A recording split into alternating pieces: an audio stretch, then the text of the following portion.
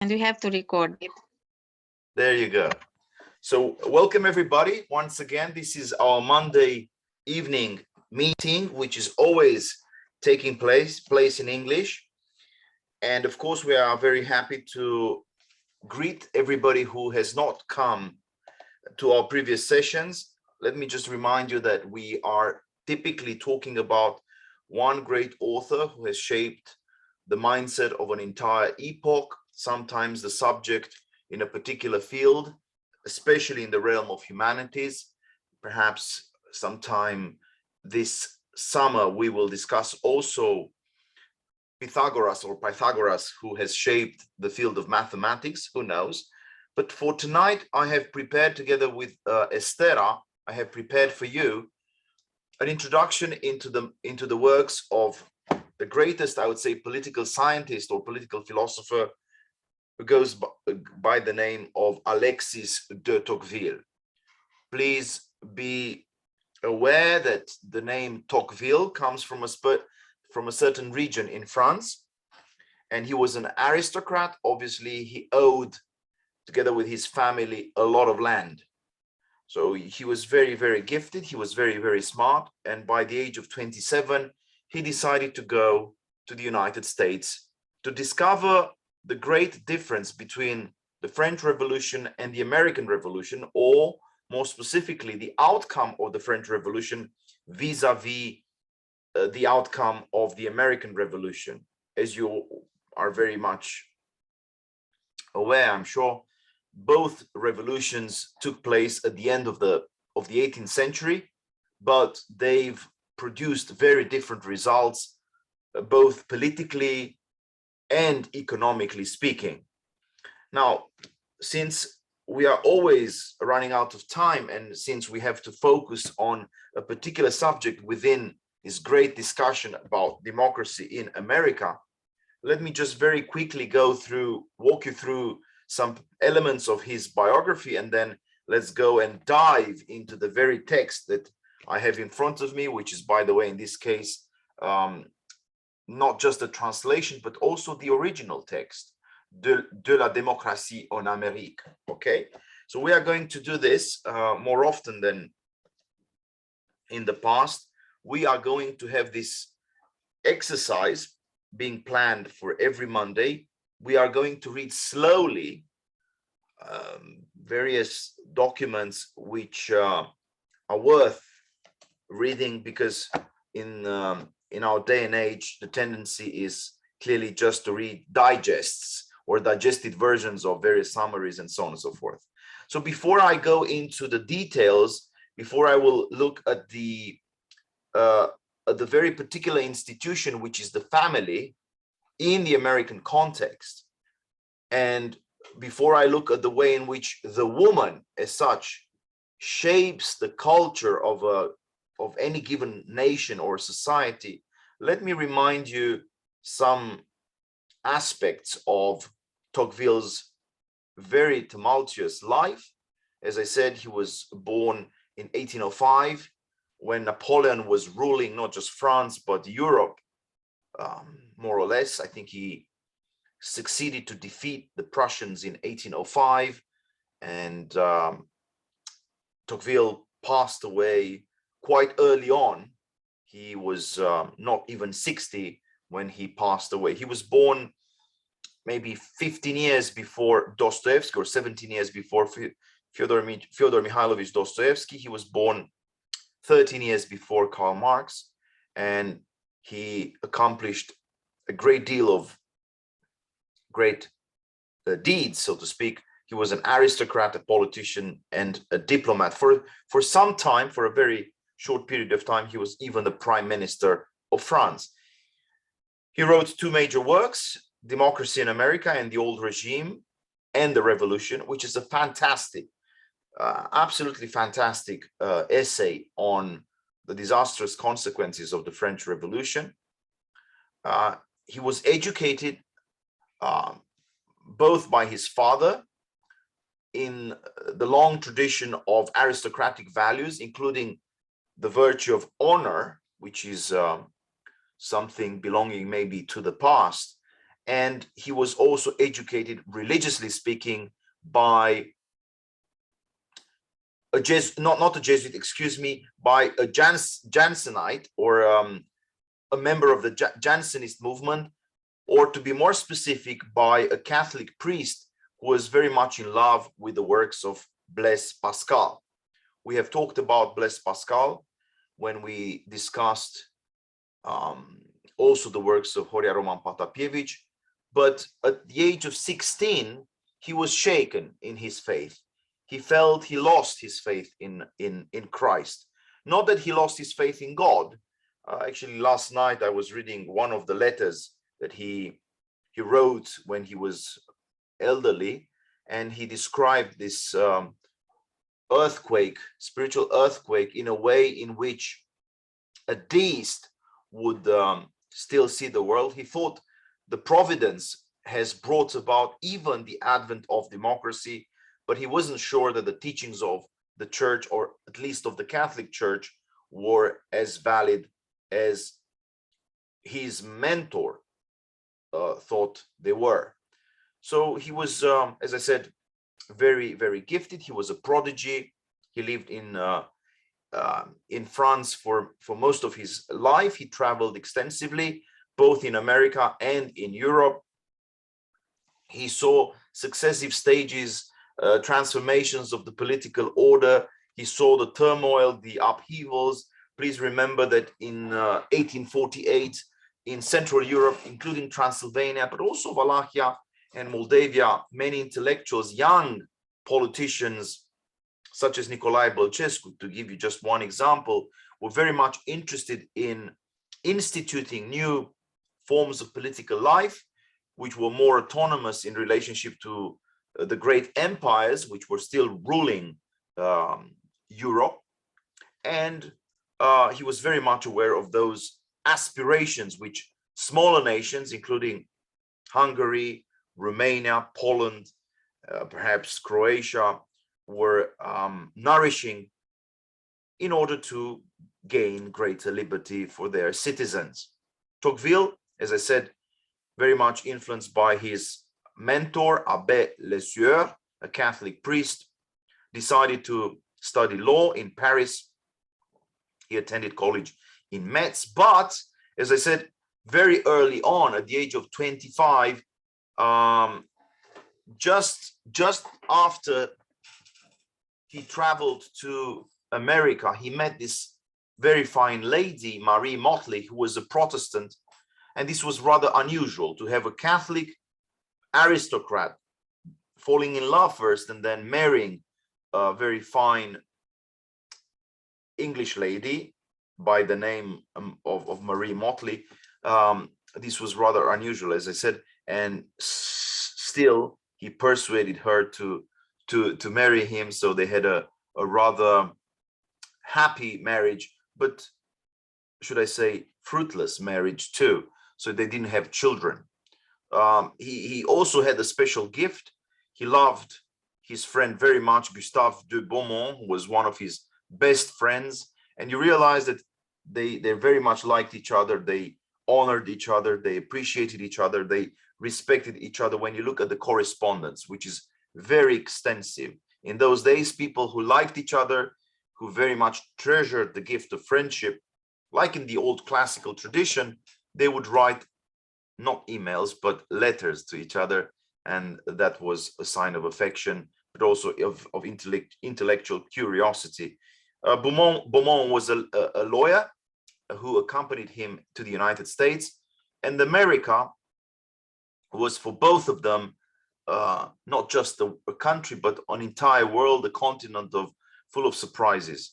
Before they decided to travel together, they also took some lessons from François Guizot, who was one of the most influential classical liberals of that age. Guizot's lectures would emphasize always the relentless progress of the middle and of the lower classes against the backdrop of the rigid aristocracy of the day.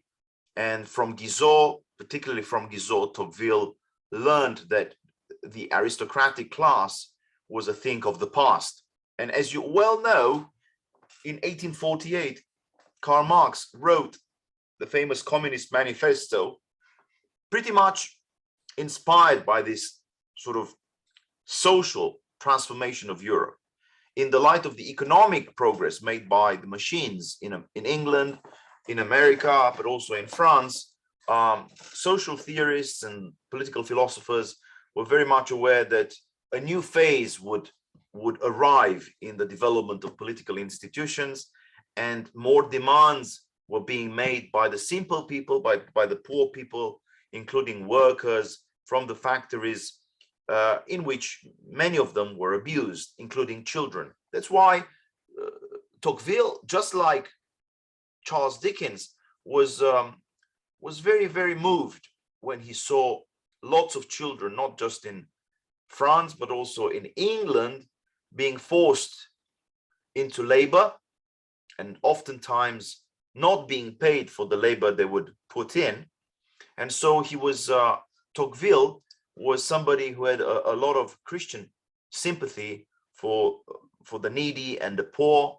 That's why he spent some time looking at the ways in which the third class, the lower middle class, also could improve economically.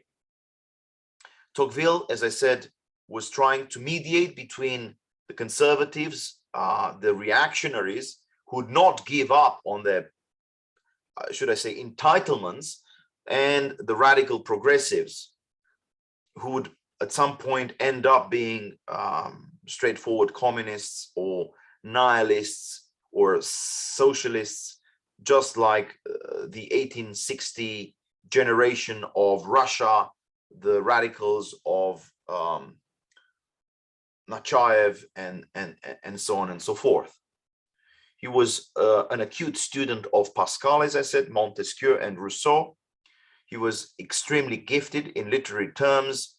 He was a very self-confident man, probably because he wrote so much. Writing a lot gives you self-confidence. This is just a side note.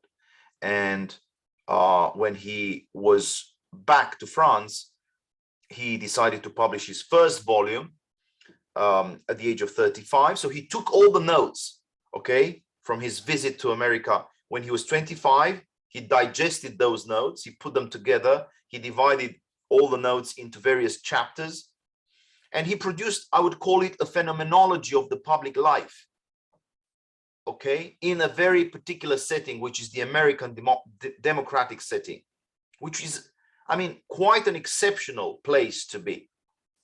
Still to this day, America is quite exceptional. But in those days, it was even more exceptional. Today, there are more democratic states or nations than in Tocqueville's times. But in those days, America was truly a kind of meteoritic or meteor-like presence among other nations. Please be aware of the fact that in Romania, in those days, so in 1832, 1833, 1834, thousands and thousands of people were still either slaves or serfs. Okay, they were not given any rights, including gypsies in various Greek Orthodox monasteries. They were not allowed to have any voice, any say in the public matters. And so in Eastern Europe, I would say in Russia too, the world was rather very, very unfair. The political order was very, very much against the principles of equality. Now let's look at the way in which Tocqueville goes to America. As I said, he set sail for Rhode Island in 1831. They traveled for 11 months in America, and you can see here the map of America. In those days, Texas did not exist, did not belong to America. California was fortunately absent from the map. Also, Alaska was not quite there, and you can see other states being absent.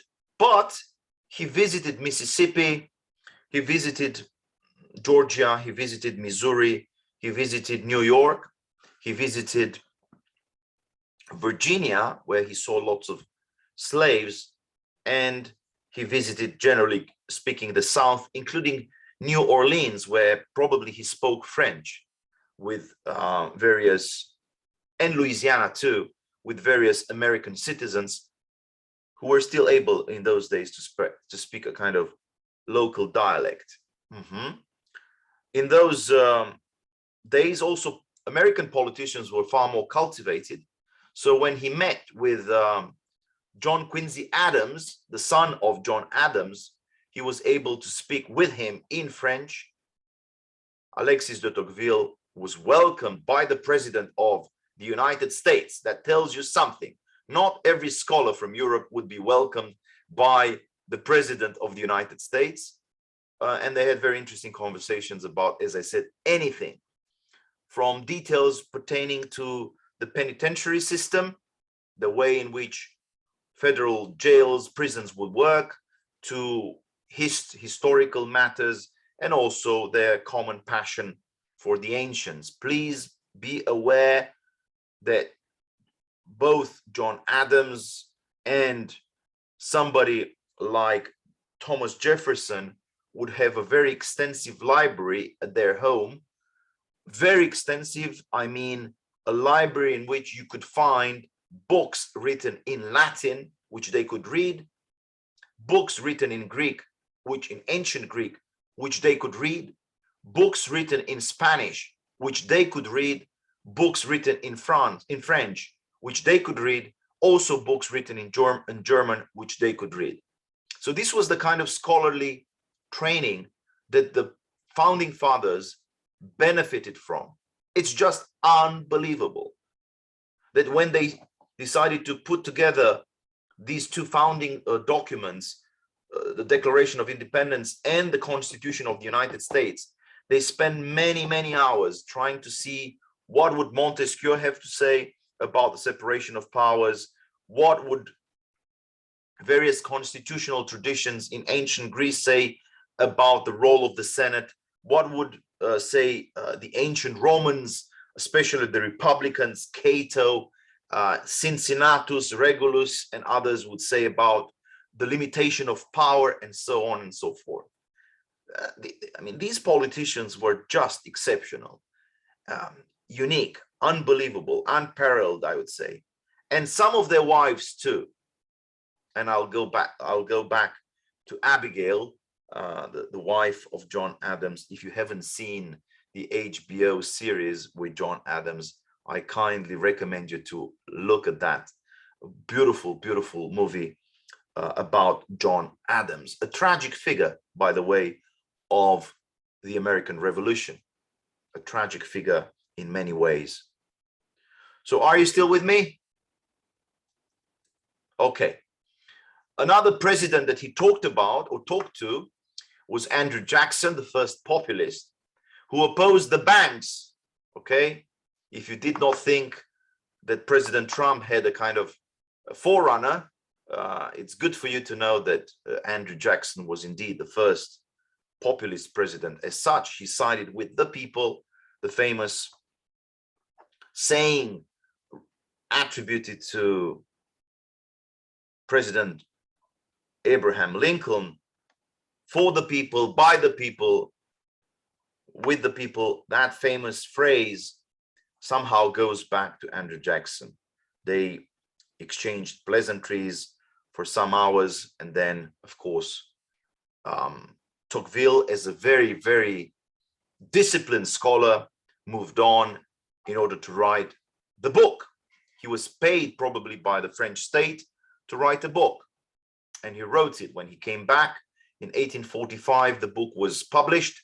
As you can see, Système pénitentiaire aux États-Unis et de son application en France, suivi d'un appendice sur les colonies pénales, and so on and so forth. So the book was published in Paris in French, but this was not the book that made him famous. The book that made him famous was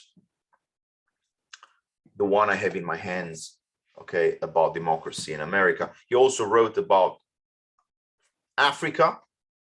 He visited Algeria. and he also wrote about pauperism or poverty in England, but also in France. So let's go now into our close reading of the text. Okay, let me just remind you of a few crucial ideas that he put forward when he looked at the way in which the Americans would operate on a daily basis. He would not just describe the institutions, he would describe the mores. The mores, it's a strange word, perhaps it comes straight from French. Les mœurs, moravuri, okay? So the kind of the ethos which every society displays cannot be seen necessarily in the laws, but more in the behavior of individuals who want to preserve a certain culture and a certain identity.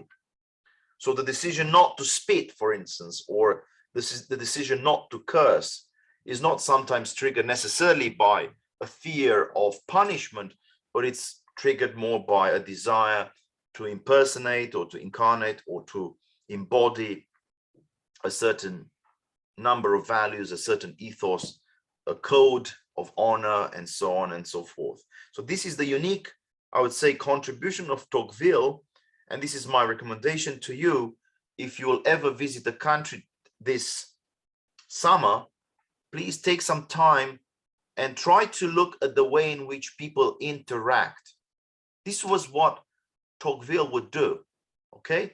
So he would read books, he would talk to politicians and lawmakers, but he would also very much look at the way in which people would behave, okay? It's very important to discover the values of any given society, the values of any given nation in this interpersonal interaction, which takes place on an ordinary basis, basically on the streets, so to speak. And this is what he did. What did he see there? He saw a country which was very, very egalitarian.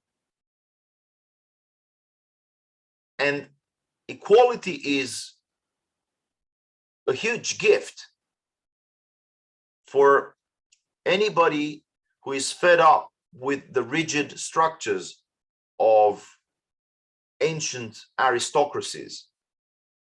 Please bear in mind that in those days, if you were an aristocrat, you were not allowed to marry the person you would love. Hence, the novels of Jane Austen.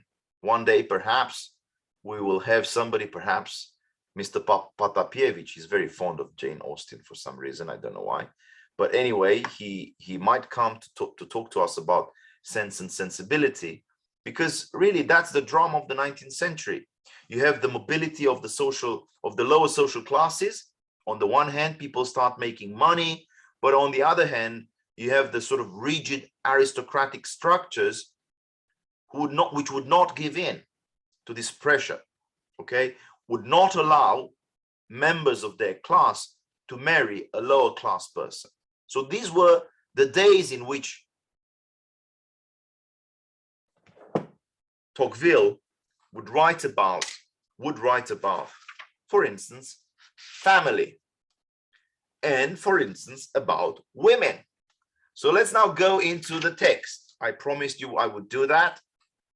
So let's look at the way in which equality, which is a central notion for the entire American society, let's look at the way in which equality shapes the relationship between a man and a woman, especially within the family, but also in the society by and large. Okay? Okay.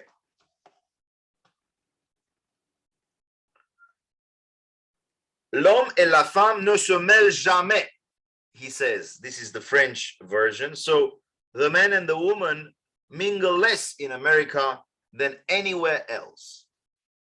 They do not mingle. I don't know whether this is still true in Expedia or in Amazon or in any big company.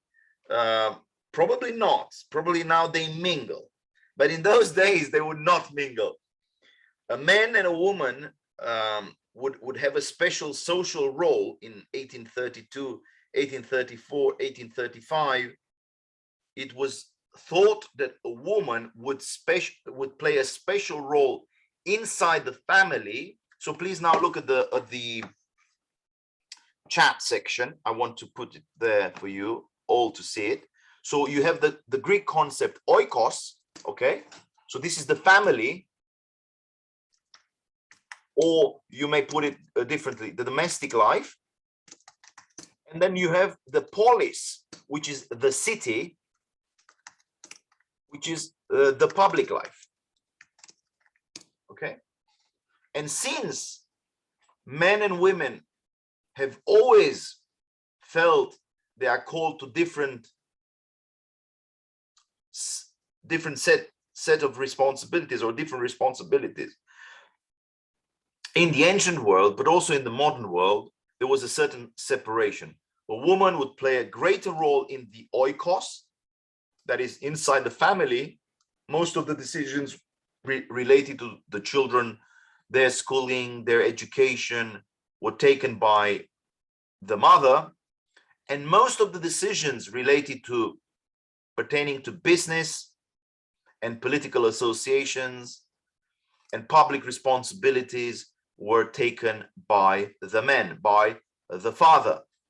Okay, so what is striking is that in a democratic society, Tocqueville discovers a clear-cut sense of separation in terms of responsibilities. And let's read closely what he has to say. Unfortunately, most of you do not have probably this edition, which is unbelievably valuable, not so much expensive, but very valuable. So this is the Liberty Fund bilingual French-English edition, produced by the most outstanding scholars in the field, translated from the French by James Schleifer, and edited by Eduardo Nola. He's, I mean, an amazing scholar. So let's read closely. This is the gift that which we are making to you. This is what we are telling you, and this is what we are constantly asking you to do, at least 1 hour a week. Is that too much to ask from you guys? 1 hour a week. Please read closely. Do not rush. Do not sort of read too fast.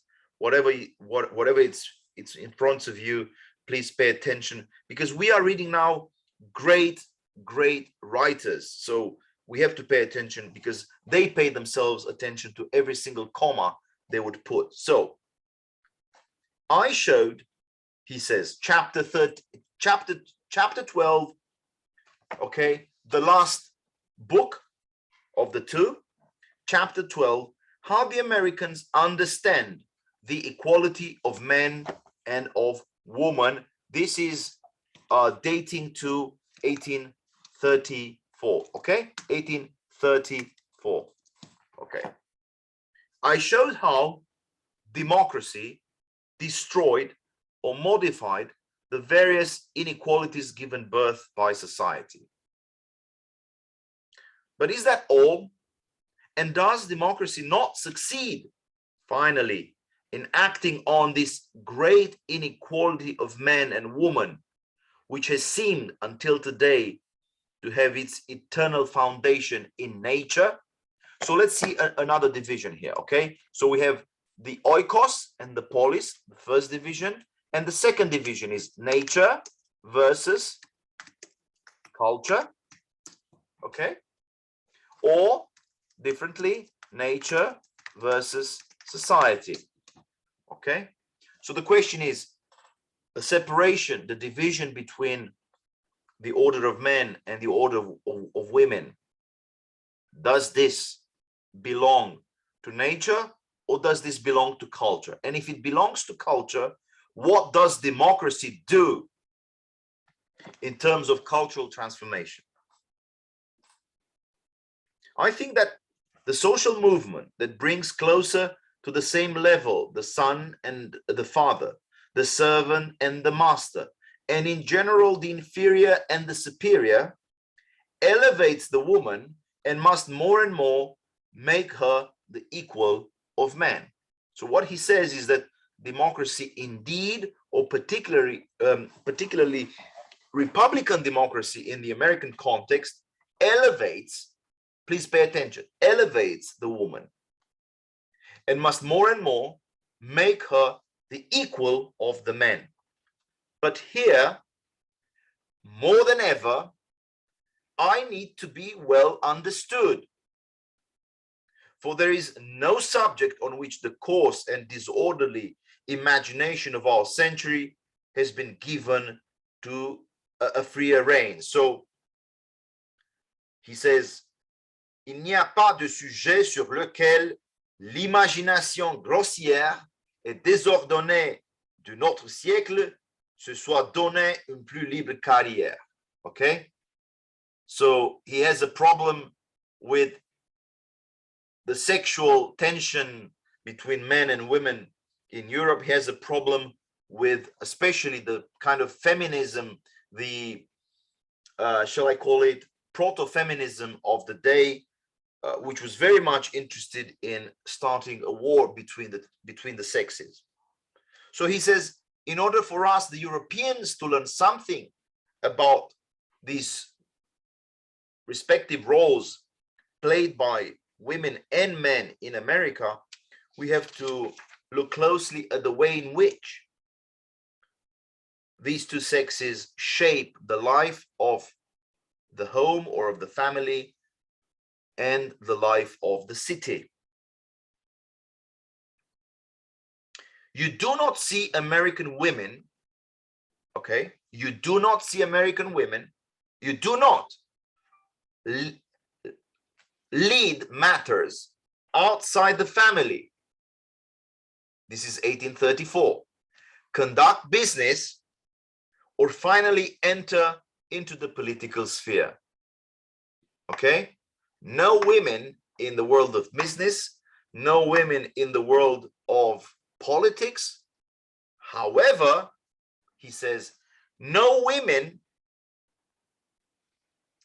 in the realm of hard work, the work of plowing, okay, plugaritul, okay, or any one of the difficult exercises that require the development of physical strength.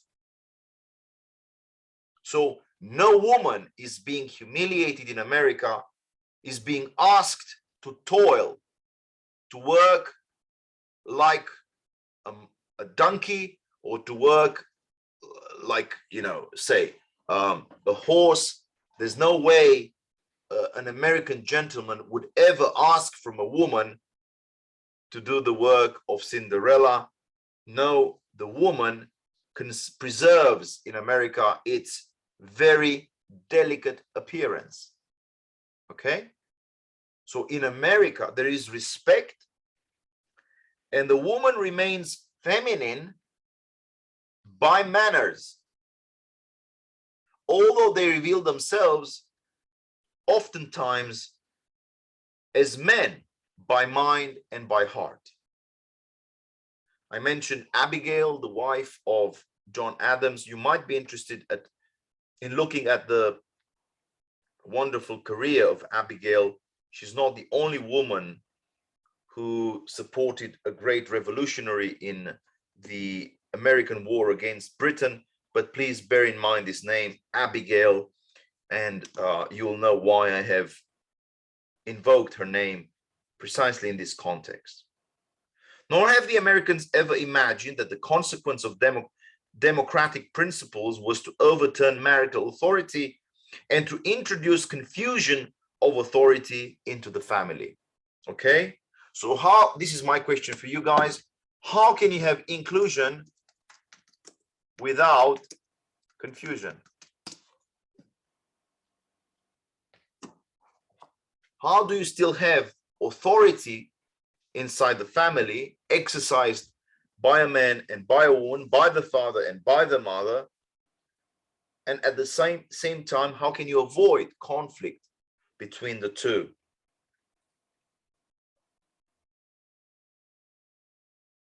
I did not notice that American women considered conjugal authority as a happy usurpation of their rights, or that they believed that it was degrading to submit to it. So what Tocqueville says is that for an American woman in those days, it was not degrading to be obedient. Wow. Can you say that in public today? I wonder. Are we allowed to say that obeying to your husband is a good thing? I don't know. But he says, in America, it was not degrading to submit to the authority of the husband.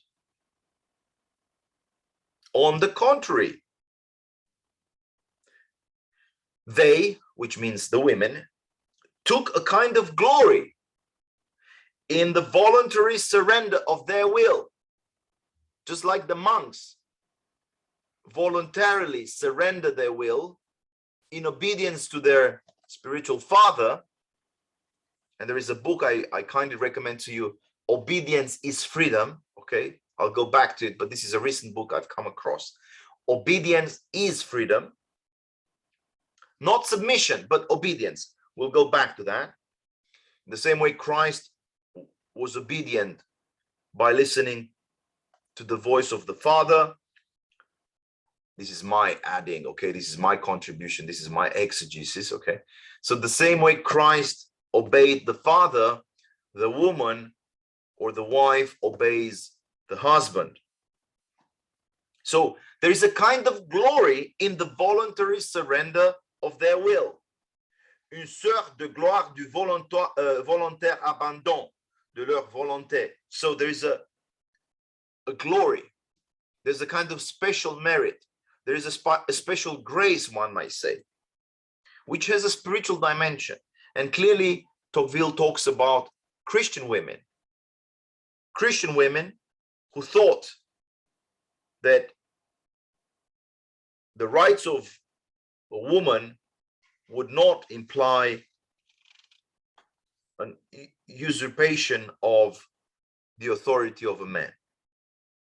You do not hear, please pay attention to this, you do not hear in the United States the adulterous wife noisily claim the rights of woman while trampling her most holy duties underfoot.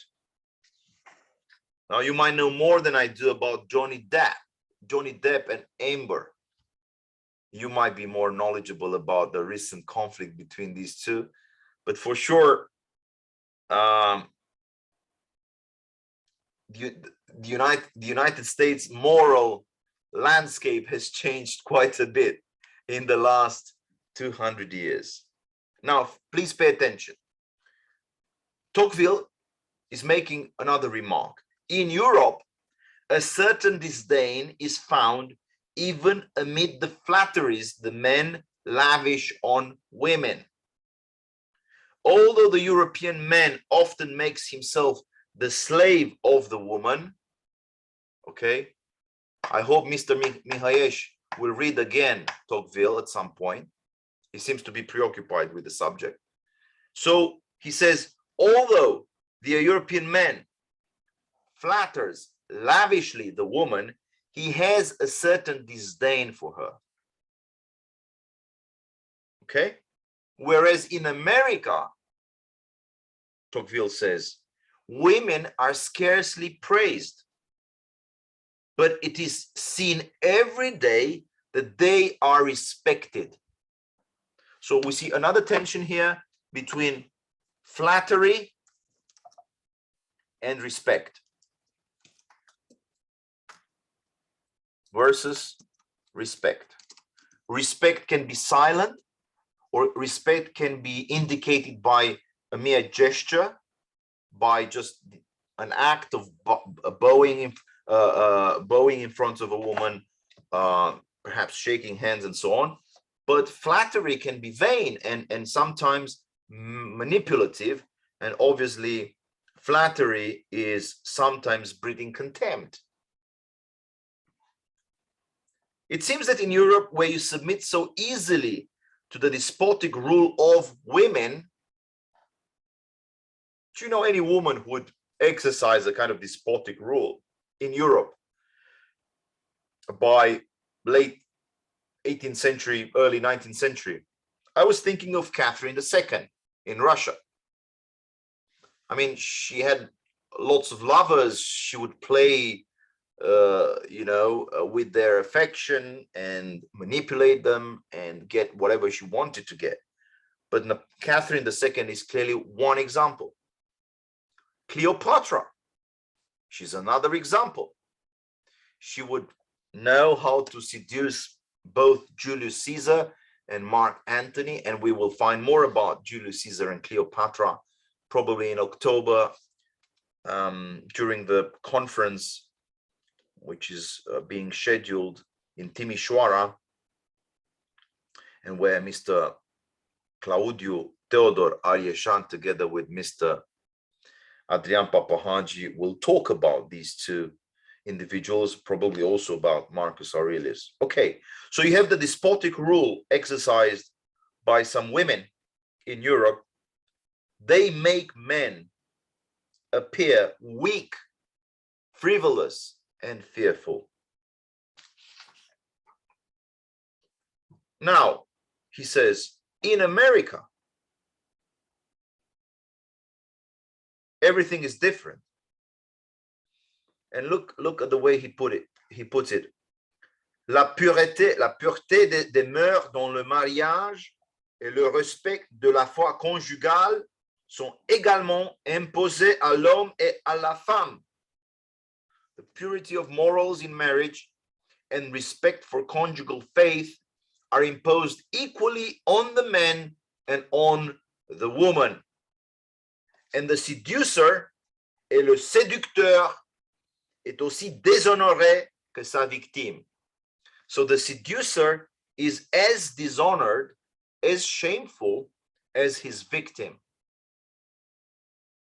So you see here the influence of the Puritan tradition, the good aspect of this wonderful Christian tradition in terms of social values. Being a seducer is not a good thing in America. And if you would ever watch a movie with John Wayne playing the main character, you'd know what he's talking about. I mean, you would never touch a woman if she ever belonged to somebody, would you? Not in the presence of John Wayne. I mean, John Wayne would use his pistol to tell you who is in charge with the principle of order. That's why Leo Strauss was very much fascinated by John Wayne. Did you know that? Leo Strauss, the great political philosopher who educated Harvey Mansfield, one of the translators into English of Tocqueville, one of the greatest political philosophers in Chicago and later on in obviously Harvard. Harvey Mansfield was a disciple of Leo Strauss, and both of them, great admirers of Tocqueville, loved John Wayne and the great Western movies, which would show, clearly the moral categories, the villain on the one hand and the hero on the other hand. So the existence of strong moral categories in the American tradition is something which in Europe has been lost, especially in the promiscuous world of the democratic age. And with the loss of Christianity, with the death of God in the 19th century Europe, you see the boundaries between the sacrosanct, should I say, space of the family ties and of the family bonds of affection and the profane world. Those barriers, those borders have been basically dissolved. And Tocqueville is very much aware of that. He says, in America, a young girl une jeune fille undertakes a long journey alone without fear. So we are beginning to see the introduction of public transportation in America. Some women would travel on a boat. Some women would travel, you know, sometimes by train. I'm not sure whether trains were available, but I know that trains were available in Great Britain in the 1830s.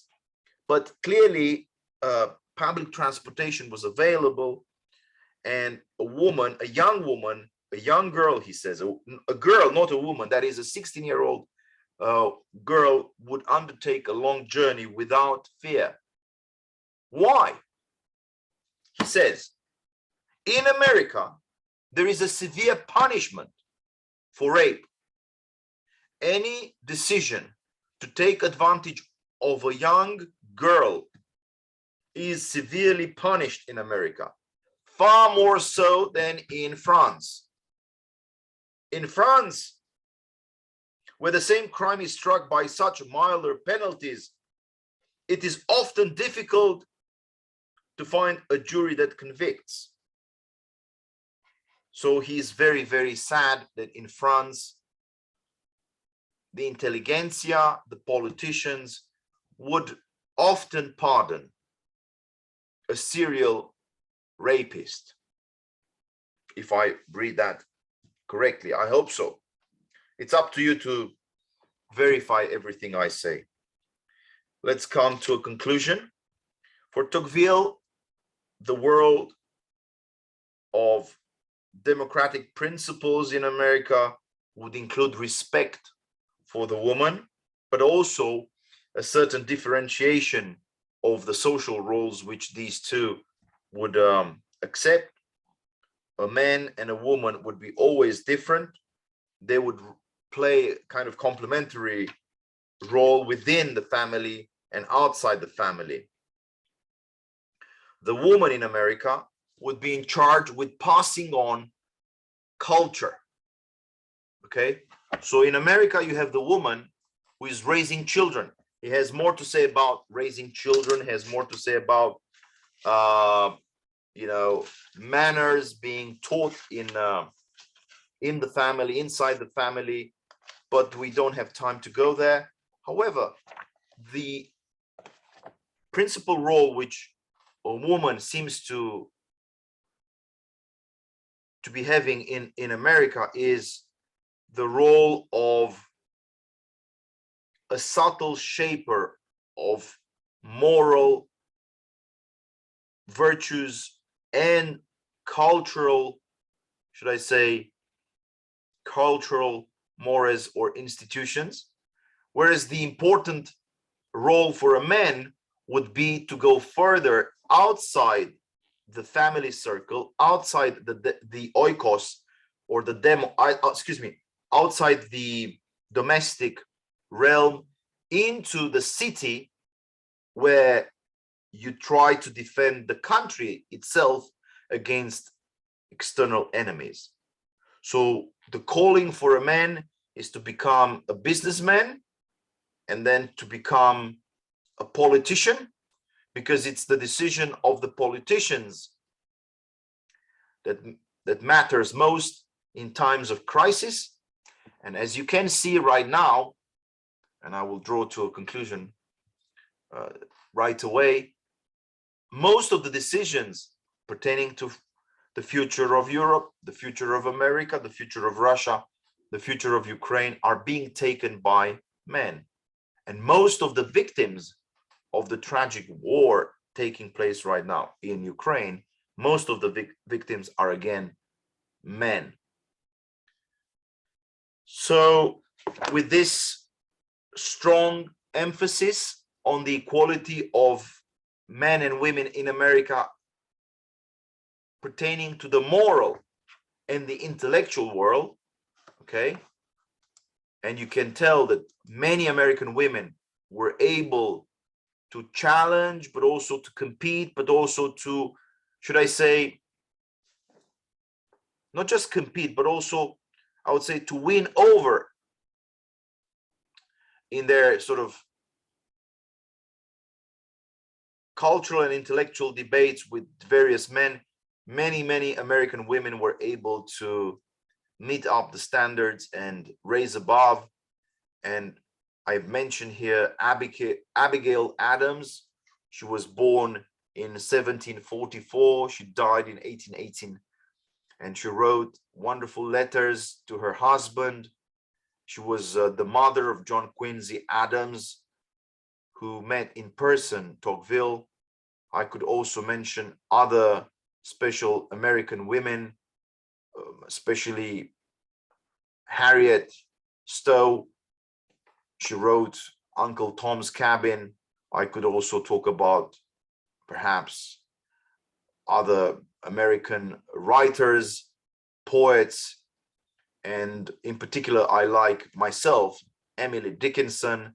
I could talk about various women who accomplished great things in the realm of religious affairs, but it's up to you perhaps to draw yourself a bright painting, a bright, as I said, image of this American Revolution from the women's perspective. Thank you very much, and please feel free to make comments, to contribute, to ask questions. Thank you.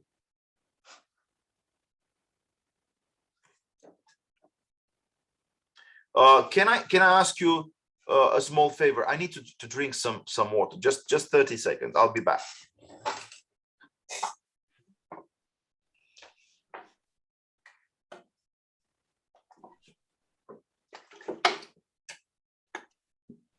Until Mihai comes, I can tell you what we are going to do tomorrow at our meeting, at Silver Business Meeting. We are going to meet a new guest. She's Anca Bodosh, who will introduce to us the book The Secret by Rhonda Byrne. And on Wednesday, we are going to have again as guest Simona Hodosh, who is going to talk to us about Eugene Ionesco and his book Rhinoceros. So please come back tomorrow and on Wednesday. And do not forget our meeting on Thursday evening in Oradea, when Mihai will be there with Professor Papahaji to deliver us a speech and very much awaited dialogue on the Sermon on the Mountains. So please come. Well, thank you, Estera. Thank you, Esther. Thank you very much. Let's see whether our friends have anything to say, particularly the American friend, Troy Nelson. If he's around, he's a Texan. He should agree probably with everything Tocqueville had to say about the role of a woman in any given family. But also, I'm very happy to see Claudio. He's always an elegant speaker, and I'm waiting for his feedback. Troy, would you like to butt in? Yes, quickly, I would just say, because I have a lot of noise in my house at the moment, I have a grandson here, but if I would say that these were definitely observations that were more relevant or more pervasive in the early 1800s. They may not be quite as accurate today, obviously, but I think they're still a part of what we believe we think in the United States. It's Let me ask you very quickly, very briefly, what do you think was lost to America when these principles were forgotten, especially in the 20th century? I think the same thing that happened in France or in any other country that allowed the pervasive nature of promiscuity. You just have at that time, there was a respect for women that existed because women, and forgive me for saying this, were more respectable. So if you decrease the respectability, there's a natural decline in respect, I think. And I think that's something that today is is a big issue, actually. You know, with a big part of the population, there are people which demonstrate daily the lack of respect they're due, and then at the same time they attempt to demand respect. But you know, that may be just a personal experience, but I think it's a little bit more than that. I think if you were to look at a larger cross section of America, I think you do get that, where you have almost this. Frankly, we sit on Netflix and watch all the examples of early promiscuity that you mentioned, and we watch them as though they're role models for our women, our young women. And I think it's a big deal. I think that what that does is it destroyed the separate roles of women and men. And I think it, you know, now you combine that with this gender fluidity that we're dealing with now in the United States. I think it's a dangerous path for any kind of stability. But that's my idea. Interested in hearing other people. One more quick question for you, because you are a lawyer. A quick question, if you would allow me. Yeah. As a lawyer, how would you, and also kind of cultural commentator, how would you describe sort of the consequences of the revelations of this trial between Amber Heard and Johnny Depp? Because they reveal something about the human relationship, which was unheard of previously. Yes. Without getting into whether they're American or French, let's say, because I don't know exactly where they were living, but the conversations I've had with other attorneys, both attorneys that work in family law and also in other areas, I have a particularly good friend who has stayed glued to her computer to watch the trial. And her idea, or her summary, was that this changes potentially what is believable and what is not believable between men and women, because they each have such a different story that there is no reconciling the two views. There is, you know, sometimes we lawyers like to say, well, this is their truth and your truth is a slightly different story. But in this case, there are one set of facts, and then there are another set of facts that are completely separate. And I think that what that does is it sets up basically a gender bias when it comes to believability or credibility that I think a lot of people are having to deal with. You know, 3 years ago, if a woman said she was struck by a man, you would have been destroyed if you said she didn't get struck by the man. But now in this case, you've got an entire group of people that are absolutely committed to the idea that the words coming out of her mouth are clearly lies, and we never want to hear what they are. But if she says them, they're not true. And then when she starts talking about the things that would otherwise be the Me Too movement type things that would be almost a crime not to believe, according to some, you have this how do I say, you have permission not to believe. And a lot of people are afraid that if you give society or men or the media or the public the right to choose whether to believe them or not, that it destroys the Me Too movement completely. And I think so. Yeah. They're afraid that that's really going to, that this trial is going to destroy everything that's come from the Me Too movement. And it's, of course, how do I say this? As a man who doesn't hit women, I think there is a certain amount of appropriateness in determining whether the woman is telling the truth or not, right? I mean, if someone were to say Troy hit me and knocked me down and bloodied my face and I had to wear makeup, which covered it, and I had kept it with me every day because I didn't know when he was going to hit me, I would want someone to analyze whether or not they were telling the truth. But if there was no analysis available, and it was just my word against their word, I really want it to be equal.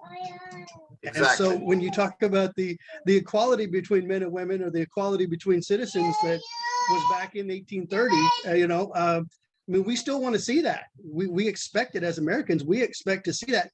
We don't mind it being, we don't mind equal with women, but by golly, we don't want it to be more than equal, where they have a right to say things that are not true and have them believe. Yeah, less than equal. And I think this trial has brought in this concept that into the conversation that many people, liberal sided on the liberal side, they don't want to have that conversation. They've been trying to avoid that the entire conversation. And so I think that's, not to mention the fact that apparently the term grumpy has become, I don't know if anyone is familiar, but Johnny Depp was not even comfortable saying feces. He wanted to say a grumpy, which we don't know exactly which society that comes from, but anyway, it's become a very interesting conversation around the trial. Yeah. Thank you, Troy. Now, I will say, I will say, and I don't want to dominate the conversation, but I will say, just for the record, she did grow up and was raised in Austin, Texas, and that is a bit of an embarrassment. No, she's also a lapsed Catholic, so there you go. All right, there you go. Okay, thank you, Troy. Thank you, and Claudio is with us. Thank you. Yes, wonderful speech, Troy, and very consistent and very interesting, because we're all following that kind of trial. I was thinking these days, after thanking Mihai for his wonderful expose on Alexis de Tocqueville, I must say that I understand this bias, this hiatus, this really deep, because he's Johnny Depp, but he's very deep division. No, I wanted to say something that is very deep in nature, something like a cave in the underground, between the states of mind that have inhabited our souls for the last 2 or 3 years. I think it's a very strong polarization among culture, and there are many studies that underline that many of us are trying to choose a part, to choose a camp, because we are talking about wars, and many are trying to clinch to their commodity and their state of mind, which must remain a predominant one, an authoritarian one, and they still think they must be right. So we saw this in the vaccinist and anti-vaccinist, anti-vax, as you call it in America, movement. Now the pro and against Russia or Ukraine. Yes, I'm afraid that many years, hopefully not decades, but many years from now on, people will be familiar with this kind of understanding of things as dichotomic, and that you must choose a part. Novak Djokovic, Mihai said interesting things about it, but it became the same global scandal, Yes, the contentious point. Yeah, allowed to do this, and I must say that this trial exceptionally covered by the media, and it is very important point exactly for you to say, Troy. Your name is surrounded by destroy, if you put it like this, but you helped us understand that nothing can be destroyed if you are still lucid and still seeing the things as they are in their ground. Thank you very much for your words. As for Michael, yes, Michael the German. Mihai Neamțu in a quick translation to American. I must say that I was very happy to hear him again today, because I love the book of Tocqueville. I also love the way Mihai speaks splendid French as an excellent English. And I must say that, of course, Cleopatra will be a stronghold in the autumn meeting about dictatorship, because she and the role of women. We are looking forward to learning more about the women in the life. Exactly. You know, there are always Lady Macbeth, there are always Elena Ceausescu, there are always Jill Bidens as well, or Michelle Obama. So, and talking about but also Netflix, Melania Trump. Exactly. And the before Ivanka Trump and the other splendid wife. Dear Troy, I must say that even Netflix has its flaws. You know, you can still see excellent movies there, not only examples of the counterfeit and the breaking of old traditions and rules. There is an excellent show about John Adams, a splendid series that I loved, and where I said it's HBO. Is it on Netflix? Is it on Netflix? I think it's on both nowadays. I highly recommend you to watch the movie. Yeah, exactly. And even Abigail is very well portrayed there.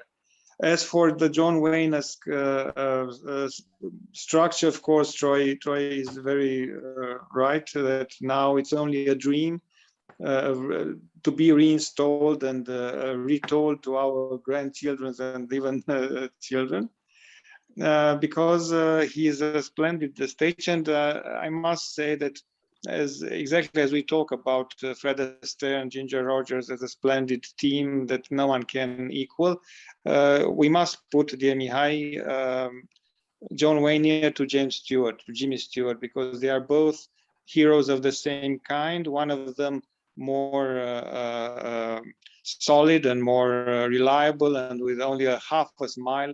The other one, James Stewart, which was the favorite actor of Alfred Hitchcock in his words. Jimmy Stewart was the other side of the perfect sheriff that was more often kicked out and kicked down because he wasn't so strong, but he is more intelligent, more like Ulysses compared to Achilles in the story of Homerus. Yes, splendid meeting, and I'm waiting eagerly to see the other episodes of this nice trip among culture that we are doing together. Well, thank you, Claudio. Who else would like to make a comment? By the way, these meetings on every Monday evening remind me of my own student years when I was in Durham or in London. Those seminars related to the great writers, the greatest theological writers, were attended by a few people, but 10, 12, this was pretty much the number of students attending seminars on Athanasius the Great and such other great theologians. But the great quality about such discussions and meetings lies in the possibility of having a direct dialogue. So please, Camelia, the floor is yours. Thank you very much. Good evening, everyone. Thank you very much for the lecture. I would like to share some ideas from Tocqueville book with you. I have a Romanian copy of the book, but navigating through it, some passages captured my attention. The first is that the Puritans that first came to America doesn't experience that state of nature, the war of all against all that Thomas Hobbes speaks about, but they organize themselves very quickly, having a religious conscience of good moral behavior and order. And Tocqueville is stressing the importance of religion in liberty through moral behavior. Exactly. The first colonists believe that there is a kind of liberty that is corrupted, one that's common with that of the animals, and that consists in doing whatever you want. Instead, the true liberty is to do what is good and right. So for them, the purpose of the law is to facilitate, not to constrain, but to keep people on their way. Another interesting idea that from the book that I would like to share with you is that of the tyranny of the majority. But I would like to read a passage, but it's in Romanian. If it's okay, doesn't matter. Like it's okay. It's okay. It says like this. Gândirea este o putere invizibilă și aproape insesizabilă, care își bate joc de toate tiraniile, le sfidează chiar când e înlățuită și păzită de călăi. În zilele noastre, cei mai absolut suverani ai Europei n-ar putea să împiedice anumite idei ostile a autorităților să circule în secret prin statele lor și chiar la curțile lor. Nu tot așa se petrec lucrurile în America. Cât timp majoritatea nu e sigură, se discută. Dar de dată ce s-a pronunțat, irevocabil toți tac. Și atât prietenii cât și adversarii se înhamă de comun acord la căruța ei. Motivul e simplu. Nu există un monarh atât de absolut care să poată reuni în mâinile sale toate forțele societății și să învingă rezistențele așa cum o poate face majoritatea investită cu dreptul de a elabora legile și de a le executa, cum dorește, prin drept sau prin forță. This passage really amazed me. I think it's much true in this. And the last idea that I would like to share is about the materialistic view of the world. He says that in all nations, materialismul, is a dangerous disease, but especially in democracies, because the democracy is the most fond of the material pleasure, which very soon will lead to the belief that everything is matter. Thank you very much. Well, thank you, Camelia. It's a very good summary. Three major ideas. Thank you. Beware of consumerism and materialism. The second idea, in any democracy which is devoid of republican principles, you will have a tendency of the majority to impose its will. And this is a critique of Jean-Jacques Rousseau, La volonté générale. It's a very interesting notion which was put forward by Jean-Jacques Rousseau. So the general will of the people sometimes becomes a kind of tyrannical force which destroys the individual. We saw that especially with the masks during the pandemic years. And then the first idea you've put forward, which is very good, Christianity created the moral context for personal freedom or individual liberty to flourish. There is no way you can flourish as an individual, and there is no moral virtue in the absence of personal freedom. If you are forced to be baptized, if you are forced to accept a certain faith, if you are forced, okay, against your will to confess Christ, I'm not quite sure whether that's bringing any moral merit. So thank you for that. By the way, I've just sent you a link to this wonderful American edition. So Liberty Fund has produced an amazing translation. Thank you very much. Please have a look at that. And also, I think there is a PDF available for you all. So please look at it and try to make the most of it. Sometimes it's good to read just 1 or 2 chapters and then you'll go back to it. But thank you for coming and thank you for sharing that view of yours. Who would like to end our session? Because we always want to sort of stick to the rule and not go too much over 60 minutes. I want to congratulate Paul for his presence. I have not met him in person, I think, so far, but thank you for coming. I want to congratulate Mihai from Mainz, Germany, and also to say hello to Anka Bostan from Transylvania. There's somebody else, I don't know who that is, with an iPhone. I hope it's iPhone 11. I'm joking. So I don't know who that is, but please feel welcome to also use the video for the next conversation we are going to have. So thank you guys. This is excellent. So it's wonderful to see sometimes the trajectory of of a certain philosopher, such as Tocqueville, in the light of, you know, a similar biography from a different geographical region, such as, you know, Russia. So if you draw a parallel between Dostoevsky, Nietzsche, and Tocqueville, you'd have a lot to learn. They were all very much aware that democracy would one day undermine morality, and that the last men who would entertain these titillating pleasures would forget the moral ideals of their ancestor or his ancestors. And unfortunately, this happened to America. Many people who now go to America go in order to find prosperity and material goods, whereas the founding fathers, but before that, the Puritans, went to America in order to serve God and also to find freedom. So it's a big difference. Paul, the last minute belongs to you.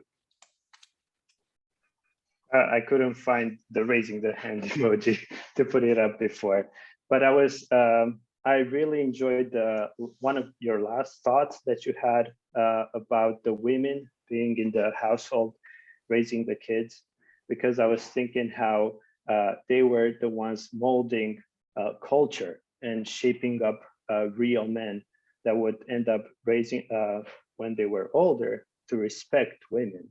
You know, and it made me think of a Bible verse where it says that train a child in the way that it should go, and then when it will be older, it will not depart from that path. You know, so the fact that the mothers were staying in the home, it speaks of this equality.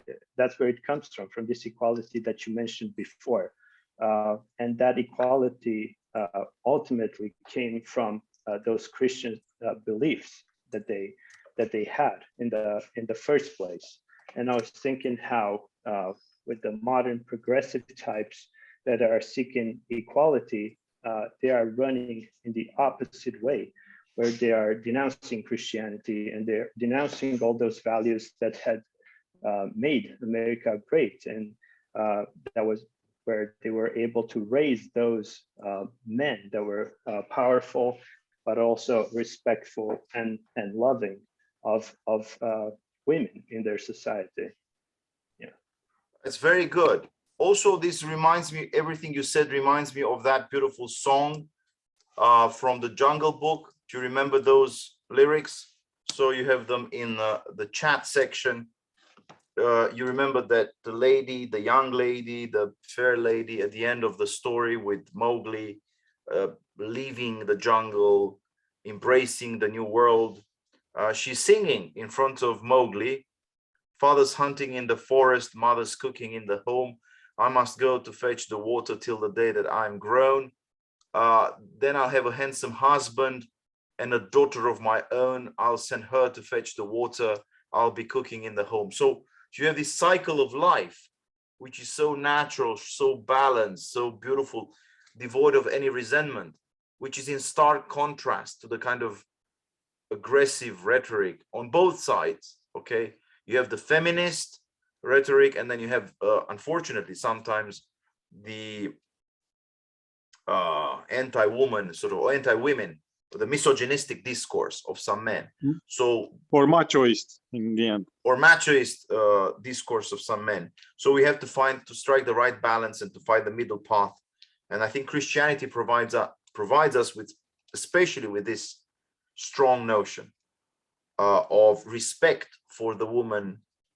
And I think in a way, next time perhaps we should look at some biblical texts in order to better understand Tocqueville, because this notion of complementarity is a very Pauline notion. It comes straight from Ephesians 5, I think. But unfortunately, we're running out of time. And I want to thank you all. It's great to be again with you guys from the Great Books Club. I want to thank Camelia for the feedback she sent me. I was away for some days, but I'll go back to that. And please, if you feel like we can improve our meetings, improve our conversations. If you want to touch upon some specific subjects, specific authors, please do not hesitate to email us, to contact Estera, and let us know, please let us know about your desires, your expectations, and we will do our best to accommodate those. Thank you and good night. Bye-bye.